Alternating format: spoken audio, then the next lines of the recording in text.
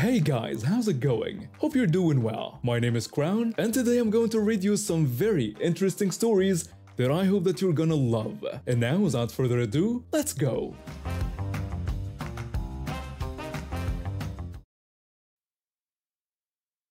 I had just finished my first year of medical residency in Chicago, and honestly, I needed a break. Moving from Mumbai to Chicago 3 years ago for medical school was a huge change, but I've been fortunate enough to build a small but tight-knit group of friends here, all Indian expats like me. We understand each other's struggles and celebrate our culture together, which makes being away from home a little easier. That Saturday, my friend and I had planned to meet at this cozy cafe downtown. She's also doing her residency, but at a different hospital. We hadn't seen each other in weeks due to our crazy schedules, and we were finally both free on the same day. We got to the cafe around 2 p.m., ordered our drinks, and found a quiet corner to catch up. I was telling her about this interesting case at the hospital involving a patient who had come in with mysterious symptoms that turned out to be something completely unexpected.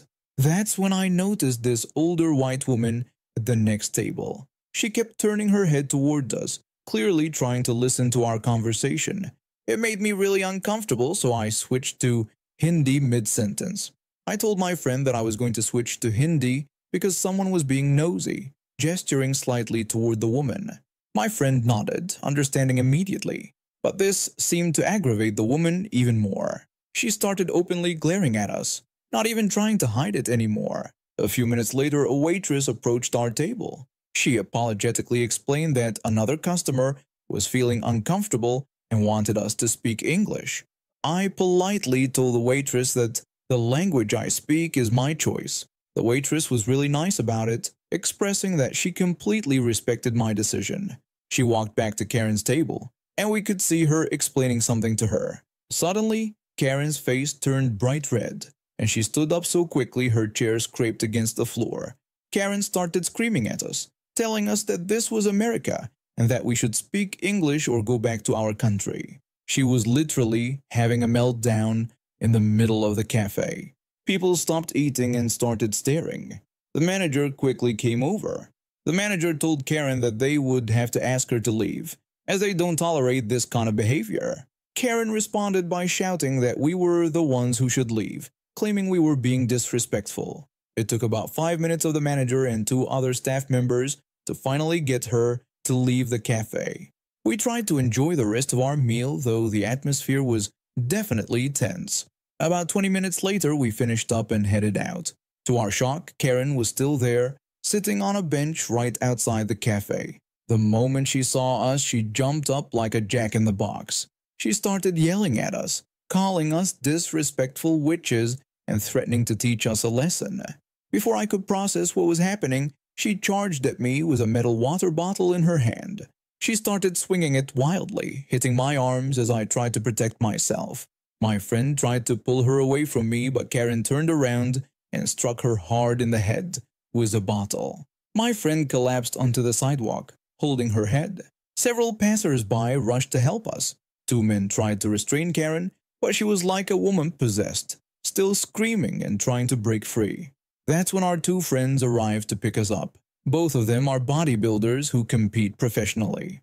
The moment Karen saw these 2 huge guys approaching, she finally stopped struggling.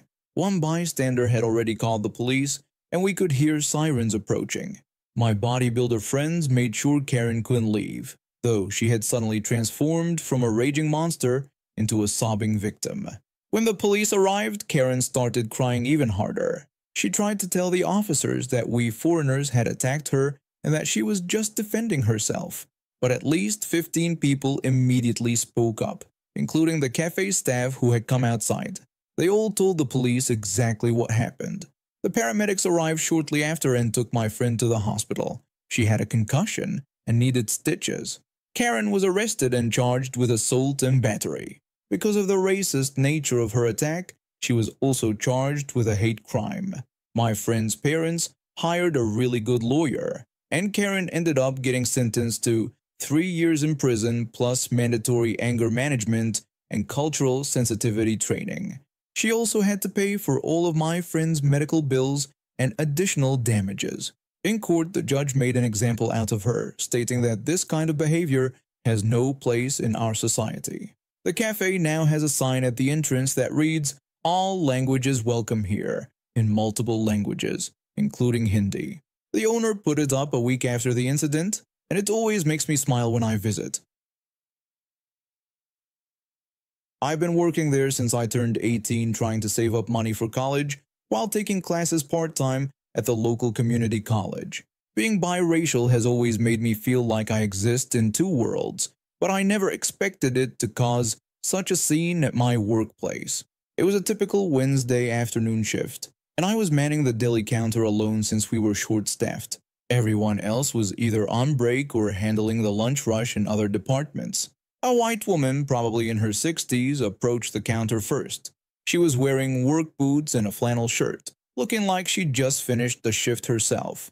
I greeted her with a welcome to the deli and asked what I could get for her today. She politely requested some sliced ham, and I asked her how thin she would like it cut.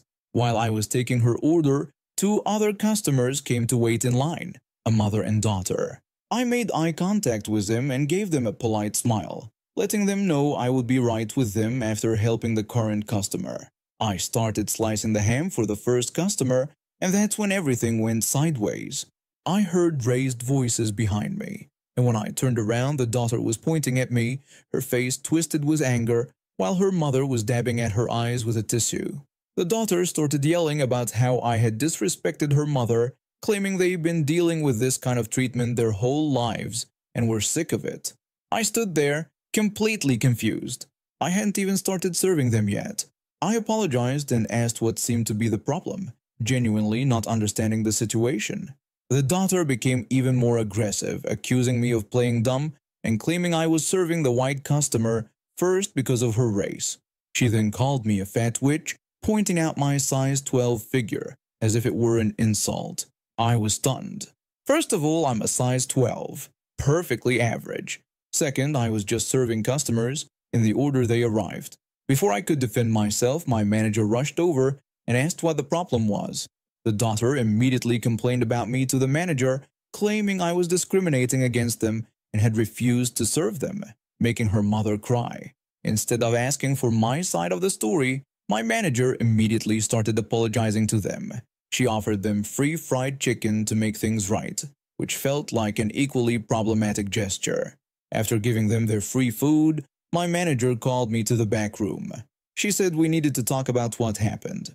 I tried to explain that I was just serving customers in order and that the first customer was there before them, but she cut me off.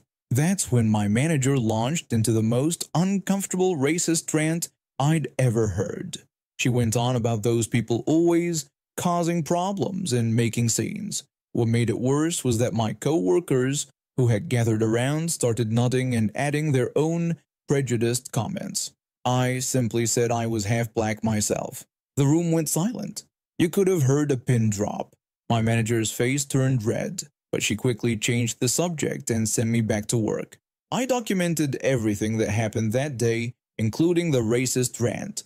I sent an email to Human Resources detailing the incident, but I didn't hear anything back immediately. However, karma has a way of working things out. A few months later, loss prevention caught my manager stealing from the registers. But that wasn't all. During their investigation, they found my complaint and several others about her discriminatory behavior. They fired her on the spot and escorted her out of the building. They promoted one of our assistant managers to replace her, a wonderful woman who actually stood up for her employees and treated everyone with respect. The new manager called me into her office on her first day and told me she had read about what happened. She assured me that kind of behavior wouldn't be tolerated anymore and that they were making changes around here. Within a month, the entire atmosphere of the store changed. We had mandatory anti-discrimination training, and several of the co-workers who had joined in on the racist rant either shaped up or shipped out. As for me, I got a promotion to shift lead and a nice raise to go with it. Sometimes I still see the mother and daughter shopping in our store. They avoid my counter, which is fine by me. But at least now I know that if anything like that happens again, I've got management that has my back. I've always been passionate about theater, ever since I was a kid putting on shows in my backyard with bed sheets as curtains. Through high school and college, I practically lived in our theater, volunteering for every production I could. When I graduated with my degree in theater arts, I knew exactly what I wanted to do, become a stage manager. I worked my way up from being a stagehand to finally landing my dream job as an assistant stage manager at one of our local theaters. It's not the biggest venue in town, but we put on some amazing shows, and I'm proud of every production I help bring to life. The theater community here is pretty tight-knit. We all know each other and often help each other out with connections and favors. That's how I ended up in this situation with my future mother-in-law. She's always been, let's say, particular about what she considers real work. When my fiancé first told her about my career, she just smiled that tight little smile of hers and made a dismissive comment about how creative my career choice was. I should have known then that this would become an issue. One day, she called me asking for a huge favor. She'd heard that Aladdin was coming to the biggest theater in town. You know, the one that hosts all the traveling Broadway shows. These tickets usually go for about $150 each, and that's if you're lucky enough to get them before they sell out. Season tickets run about $1,000 per seat for 7 shows, so it's not exactly pocket change. I told her I might be able to help since one of our directors was married to someone on the theater's board, and I offered to see what I could do. I pulled some strings, called in a favor with my director, and managed to score 2 prime seats at less than half price, $75 for both. It was a steal, really. I reserved them under my name, and my future mother-in-law seemed thrilled. A few weeks later, she invited my fiancé and me over for dinner. Everything was going fine until somehow the conversation turned to housework. My future sister-in-law, who's a teacher married to an accountant, mentioned how she and her husband split everything, 50-50. My future mother-in-law seemed fine with that arrangement and asked about how my fiancé and I planned to handle things when we moved in together. When I explained that we'd probably do the same 50-50 split, I noticed her expression change immediately. She scoffed at the idea, saying it wasn't fair since my fiancé worked full-time while implying that I didn't. When I defended myself by explaining that I did work full-time, just with different hours due to theater work, she laughed dismissively. She then proceeded to belittle my career, calling it just a silly side gig, and suggested that I wouldn't understand what real work felt like until I got a real job. The room went silent. My future sister-in-law looked uncomfortable, and my fiancé started to say something, but I just sat there, letting her words sink in. 15 years of dedication to my craft, reduced to a silly side gig. The next morning, I called the theater's box office. I simply asked to cancel the tickets reserved under my name. When the box office worker asked if I wanted to reserve different seats, I politely declined. I sent her a text explaining that since she didn't consider my job real, she wouldn't be able to benefit from its perks, and that I'd canceled her tickets. Then I turned off my phone and went to work, my very real work, managing a full day of technical rehearsals for our upcoming show. When I turned my phone back on that evening, I found multiple missed calls and angry texts from her. She was demanding to know what I meant about canceling the tickets, insisting that I couldn't do that, explaining that her friend was flying in specifically for this show, calling me unprofessional, and demanding that I answer my phone immediately. When I finally called her back, I remained calm despite her fury. I suggested she might still be able to get tickets if she called the box office herself. She was outraged, demanding that I get the tickets back.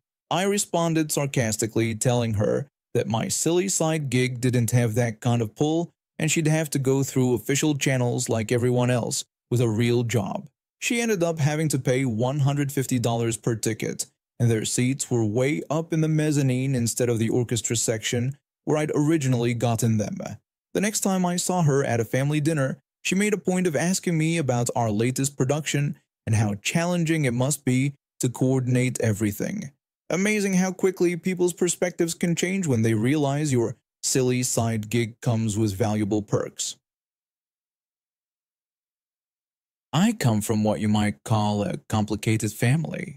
My parents split up when I was 8, leaving me and my 2 older sisters to to be raised by our mom.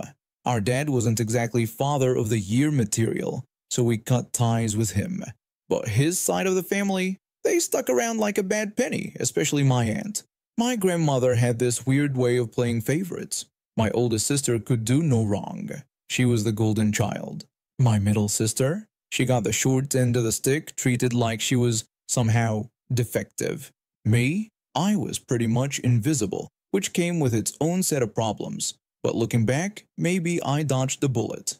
The way they treated my middle sister during her teenage years was something straight out of a Mean Girls movie. They'd make up these horrible stories about her and blame my mom for being a terrible parent. I won't get into the details because honestly, some things are better left unsaid.